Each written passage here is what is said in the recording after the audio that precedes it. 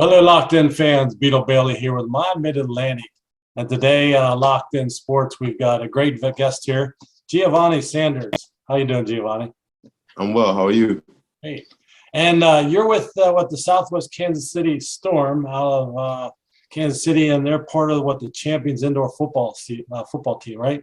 Yes, sir. Out of Southwest Kansas, we reside in Dodge City, but we cover the whole Southwest Kansas area.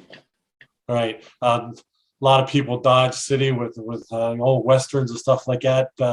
Don't get to talk to many people from the Midwest, so this is going to be a little interesting for me. So I'm being from the East Coast, and LockedIN Magazine is pretty much East Coast, but we have some photographers out that way, so maybe we'll get up that way. So you started football when were you young? I started around like 8 years old, to be honest. That was when I first started playing Pop Warner.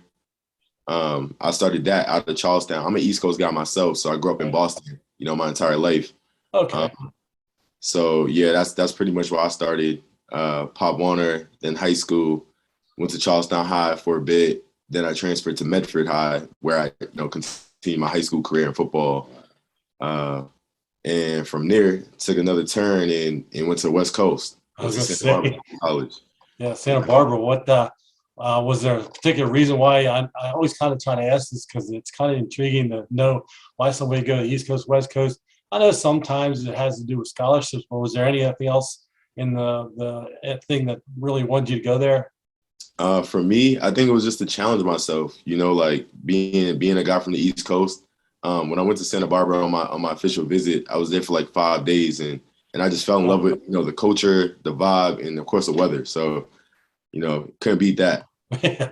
I know a lot of guys basically talk about they go and visit the place. Other ones, they visit a few places and, whatever, can get a scholarship, whatever. But, if your heart's really into playing it, right, yeah, you're going to go where you feel comfortable, right? Absolutely. Absolutely. No, So is Santa Barbara the only college you went to then, or? Yeah, so Santa Barbara was the only college I went to. I was junior college. I had an offer to go to Colorado State. Leaving that school, life hit. I ended up having a son. So I wanted to make sure I was there for him. As a father and as a parent. So, went back to the grind. You know what I mean? Did some semi-pro back home. And I started hearing about arena football. And, jumped into arena, played for the New England Bobcats, with Coach Julian Robinson. Great guy, great coach, great mentor.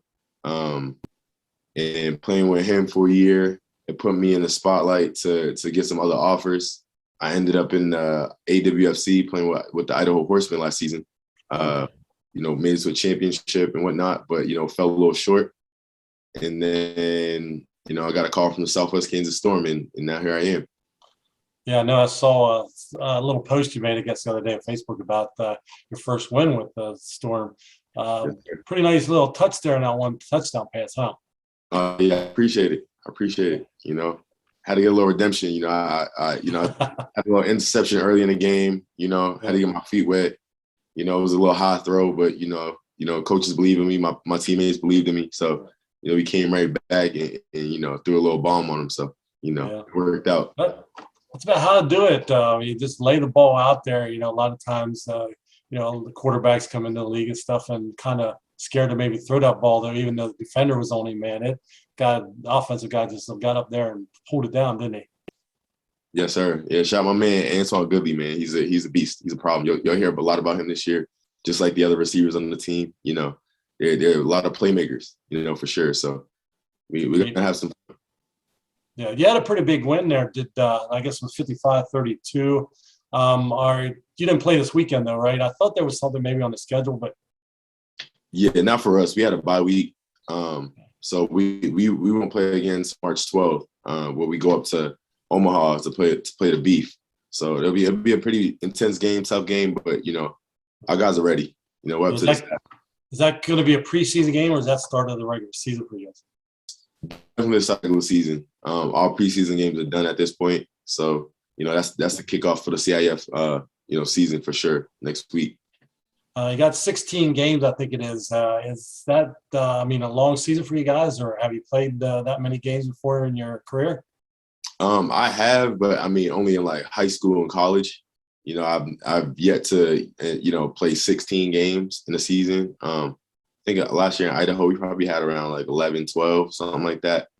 Right, season up with that. But yeah, it's gonna be a long, intense season. You know, I'm excited for it. You know, we got some great guys around here. You know, on the staff to make sure our bodies are up to par. So I'm pretty sure we're gonna be fine. Yeah, you got a new arena out there too. How's that feel? It feels great. It feels great. You know, the fans love it. You know, the fans love us here. You know, there's a lot of support. Big crowd, what is it? You know, it's the crowd was amazing. I think we had over like 2,600 people at the preseason game. You know, in an arena that seats about 3,000. So, you know, great turnout, great arena. You know, the United Wireless Arena is awesome. So, you know, I can't wait to keep playing in and keep backing it out every weekend. That's coming out of the pandemic up there, okay? Yes, sir. Yes, sir. You know, everyone's, you know, still super COVID free. You know, that's the biggest thing, especially in the sports world, you know, to make sure everyone's staying safe and healthy at the same time. Yeah, because you don't, like I say, hear about the big cities and the big teams, you know, NFL and everybody taking precautions and stuff. But it seems like a lot of the arena teams and stuff are kind of, should say, laxing. But I mean, you know, you're indoors now, and Right. with everybody else trying to play outdoors, you know, it's not a big deal. No, you know, they follow great protocols and all that, you know. So the guys that cut the checks, they're doing a good job with making sure that, you know, able to play week in and week out. So Yeah, hey, since you're new in the area there, are there any like charities? Do you do anything like giving back to the community? I know arena football and all the guys are really big on that. You guys get to meet the fans after the game and stuff, you know, and things like that. Is there anything organization that you're particularly into, or? at this moment, I know we are affiliated with local elementary schools. You know, we go around and read, you know, hang out with the kids. I'm pretty sure that we also have some stuff lined up at the local YMCA. You know, we go and train kids as well, you know, to give back, you know, inner city youth and underprivileged kids and whatnot, you know, that probably wouldn't get that same type of attention on a regular basis. You know, we come in and try to put that smile on their face, you know. It's all about the kids. It's all about the kids at the end of the day. I know. I mean, I'm a big kid. When I was out there, we had the Baltimore Brigade back here when I got started photography in the NFL or the Arena Football League here, and boy, just you can see the kids light up, you know, in the faces and walk around and get to meet the guys and stand next to them and get autographs. And it's not really any other football around like that. You know, it's really exciting. Yeah, it's definitely a fan friendly sport for real.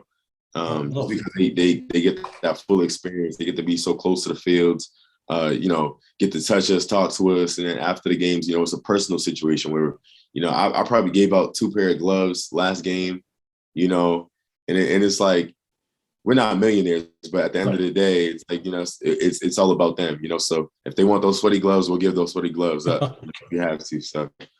Well, great. I look forward to catching up with you again sometime here shortly. Is there anything you have for the Storm fans? Give them some little encouragement or anything that you want to give to the fans here? I know they can expect, you know, a lot of fast-paced, high-scoring games from us. You know, we're always going to bring that entertainment, you know, especially myself. You know, I'm a people's guy. So, you know, if you guys see me at the game, you know, come down, say what's up, you know, and get ready for experience, man. It's storm season.